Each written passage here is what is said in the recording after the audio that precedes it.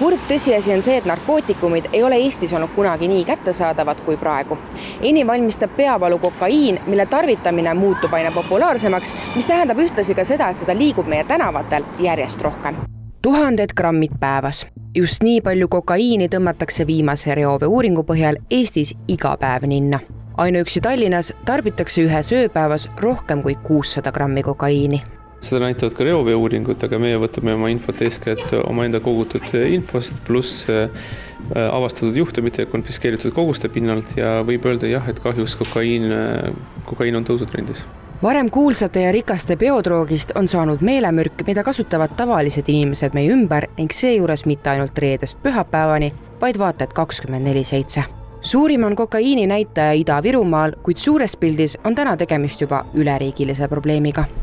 Kahjuks on see must turg ei reageeri inflatsioonile samamoodi nagu meie muu majandus ja kui ümberringi elu läheb kallimaks ja meie palgad liiguvad eest ära, tõusevad, siis osade ainete puhul me näeme, et jaehinnad ei ole viimaste aastate jooksul muutunud ja kohati on isegi odavamaks läinud ja läbi selle nad on muutunud taskukohasemaks. Kuuldavasti on kokaiini hind püsinud samal tasemel juba 10 aastat ning grammi ainet saab kätte umbes 100 euroga. Lisaks taskukohasele hinnale hoogustab selle tarvitamist ka ühiskonnas tekkinud kuvand, et kokaiin ei ole nii ohtlik kui teised uimastid. Paljud ju teevad ja midagi ei juhtu.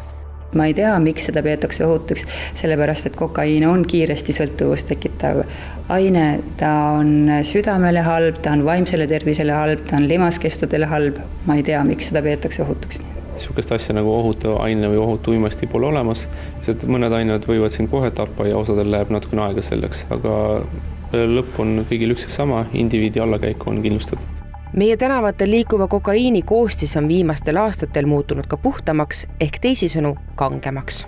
Selle aine üledoseerimise oht on suurem, aga me ei saa, kuna me räägime illegaalsetest ainetest, siis me ei saa kunagi teada tegelikult, mis selle aine sees on ja kokaiini sees võib olla täiesti ka sünteetilisi opioide mitte tarvitaval inimesel võib see olla koheselt surma. Ütleme nii, et kokaiin on tõusmas probleemiks, sest me näeme ka üledoosi surmade puhul, et selle osakaal on tõusmas. Et tänapäeval on võimalik saada üledoosi ja ka selle tõttu ka ära surra ka kokaiini pärast. Alates 2018. aastast on uimasti surmade arv Eestis jõudsalt kasvanud. Esimene suurem hüpe toimus 2022. aastal ning uuesti aasta hiljem. Muret tekitav on aga see, et kui veel 2020. aastal tuvastati uimasti surmade puhul kokaiini vaid 2 juhul, siis möödunud aastal esialgsete andmete põhjal oli selliseid surmasid juba 24. Ka siinkohal tuleb ka öelda, see ei ole tüüpjuhul kokaiini puhta aine surm, vaid seal on mitmeid erinevaid, seal on ka, nagu mainisin, sünteetilisi opioide, aga ka erinevaid ravimeid ja nii edasi, nii et. Ja ma saan aru, et inimesed tihti teevad selle vea, et nad tarbivad kokaiini koos alkoholiga.